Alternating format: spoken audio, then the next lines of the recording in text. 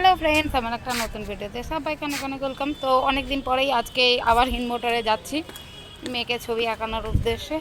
তো চলো, এখন তো লঞ্চ ঘাট পার হই, বাঁশবেড়িয়ার ঘাটে যেতে হবে, ওই পারে যেতে হবে। তো আমার ভিডিওর সাথে দেখো। তো আমাদের লঞ্চের টাইম হচ্ছে 1:30। আমরা একটু আগে আগে এসেছি, কারণ অনেক সময় এটাকেই ভরসা করে আমরা যাচ্ছি। অনেক সময় যদি যদি না লঞ্চটা চলে তখন কিভাবে যাবো, তো তার জন্য আগে আগে এসে গেছি। তো এখন ওয়েট করি।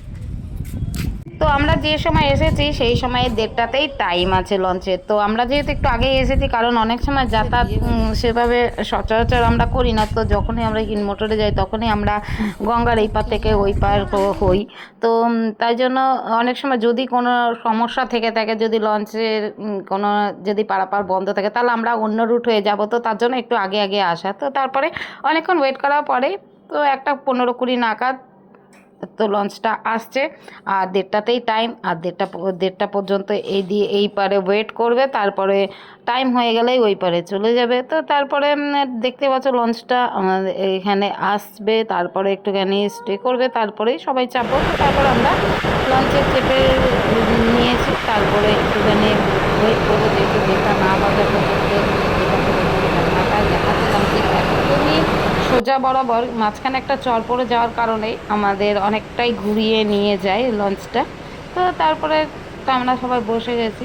তো তারপরে একটুখানি লঞ্চ থেকে একটু গঙ্গার চারিদিকটা দেখাচ্ছিলাম। তো দেখতেই পাচ্ছ কিছুটা স্টার্ট নিয়ে নিয়েছে, আর এই পার থেকে ওই পারে যাবে। আর খুব ভালো লাগছিল যে দেখো, দূর থেকে দেখাচ্ছিলাম যে গঙ্গার মাঝখানে মাঝে মাঝে কোথায় কত কত কত জায়গাতে একটা দ্বীপের মতন হয়ে গেছে। তো তারপর ফাইনালি আমরা ওই পার থেকে এই পারে চলে আসলাম, আর এই পার থেকেও দেখাচ্ছিলাম গঙ্গাটা কত সুন্দর লাগছে। তো এবারে আমাদের বাঁশবেড়িয়ার ঘাটে গিয়ে আমরা আবার যাবো। আমাদের প্যান্ডেলে যেতে হবে তাড়াতাড়ি।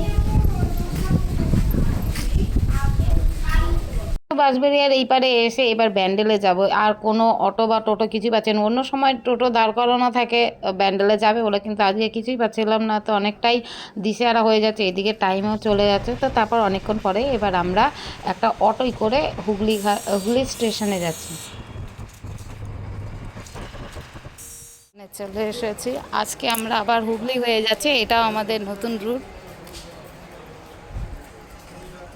তো যখন আমরা লঞ্চ ঘাট পার হলাম, তো তারপর আমরা প্রায় সময় আমরা টোটো করে আসি, কিন্তু অনেকক্ষণ ওয়েট করলাম তারপর না পাওয়ার জন্য তারপর অটোই করে এখন আমরা হুগলি স্টেশন চলে এসেছি। এবারে ট্রেন ধরবো, হিন্দ মোটরে যাবো।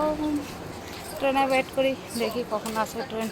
তো কিছুক্ষণ ওয়েট করার পরে 2:26 নাগাদ আমাদের ট্রেনটা আসলো। এবার ট্রেনে করে আমরা যাব হিন্দ মোটর। আর এই স্টেশনটা ছিল হুগলি স্টেশন। আর আমাদের মোটামুটি একটা টাইমের মধ্যে আমরা বলেছিলাম, তিশাকেও বলছিলাম যে আমরা 3:30-এর মধ্যে ওই কাকুর বাড়িতে যেতেই হবে, যেহেতু এরপরে আমাদের আবার রিটার্ন করার ব্যাপার থাকে। তো তারপরে আমি ট্রেন থেকে একটুখানি বাইরে একটুখানি ভিডিও করেছিলাম। তো তারপরে ফাইনালি আমরা হিন্দ মোটরে চলে আসলাম, আর অনেক দিন পরে আসলাম, ভালো লাগছে।